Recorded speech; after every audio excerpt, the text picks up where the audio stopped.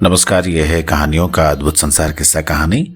और सरस्वती पूजा के अवसर पर मैं आप सबको सुना रहा हूं एक तमिल लोक कथा जिसका शीर्षक है सरस्वती की वापसी। जेठ की तपती धूप इतनी तेज कि छाह को भी छाह की दरकार थी। एक बुढ़िया सन जैसे सफेद बाल, लाल किनारों वाली झक उजली रेशमी साड़ी में मदुरै से गांव की ओर चली जा रही थी। दूर दूर तक धान के खेत थे, लेकिन पीने के लिए पानी का कहीं नामो निशान नहीं था। वो बुढ़िया कोई और नहीं थी, तमिल कवयित्री अवैयार थी, जिसका नाम चोल और पांड्य साम्राज्यों की सरहदें लांघकर दूर दूर तक फैल गया था। एक धनी रेशम बुनकर और व्यापारी के घर पैदा हुई अवैयार को सभी लोग देवी सरस्वती का अवतार कहते थे। था भी ऐसा ही।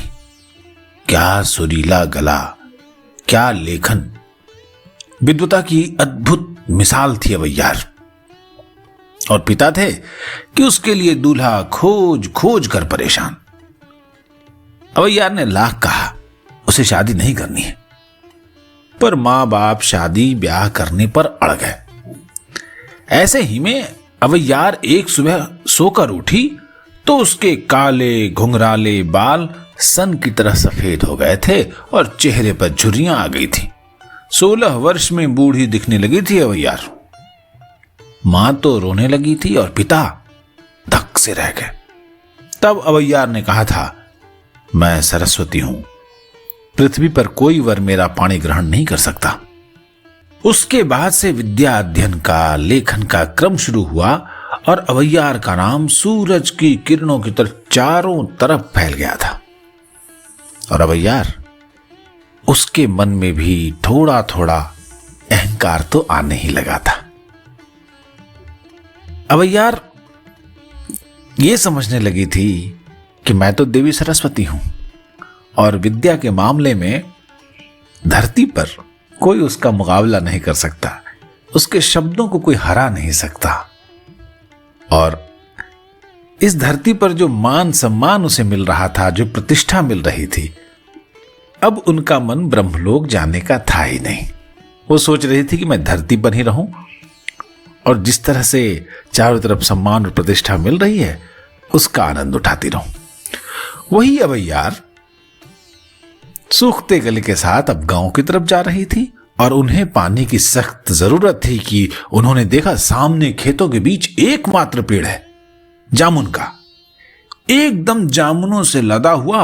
और एक 10-12 साल का सांवला लड़का पेड़ पर जामुन तोड़ रहा है। अवैयार पेड़ के पास गई और बोली, पुत्र, कुछ फल हमें भी दो, प्यास से गला सूख रहा है। लड़का मस्खरी पर उतर आया, मौसी, गरम जामुन चाहिए या ठंडे? अवैयार को बहुत तेज गुस्सा आया। अरे कैसा मूर्ख है रे तू, अब पेड़ के जामुन कैसे गरम और ठंडे होंगे? अरे मौसी, गुस्सा मत खाओ, लो। और लड़के ने पेड़ की एक डाल कसकर हिला दी। बहुत से जामुन धरती पर गिर पड़े। पके जामुन नीचे गिरे तो उनमें से कुछ में रेत भी लग गई।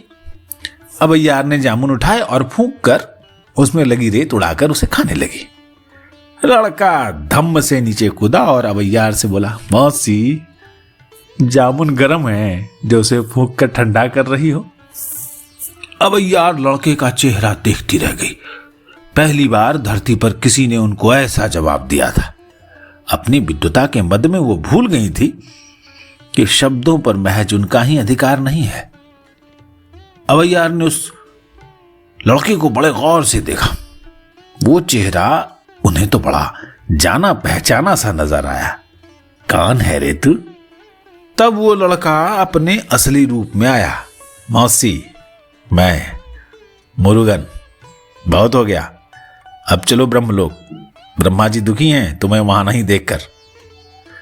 तब अवैयार ने देखा कि वो शिव के पुत्र कार्तिक थे, जिन्हें तमिलनाडु में मुरुगन के नाम से जाना जाता है। और अवैयार उनके साथ ब्रह्मलोक को लौट चली। तमिल की इस कहानी को, लोक कथा को मैंने अंग्रेजी में पढ़ा था, उसको अपने शब्दों में प्रस्तुति मैंने फलक पर लिखा था और किस्सा कहानी चैनल पर आज आप इसे सुन रहे हैं सरस्वती पूजा के अवसर पर। तो इस कहानी को अपने बच्चों को सुनाइए, अपनी परंपरा तमिल साहित्य से उन्हें परिचित कराइए और अच्छा लगा हो तो किस्सा कहानी चैनल को सब्सक्राइब करिए। आवाज आप सुन रहे थे मंजीत ठाकुर की। नमस्कार।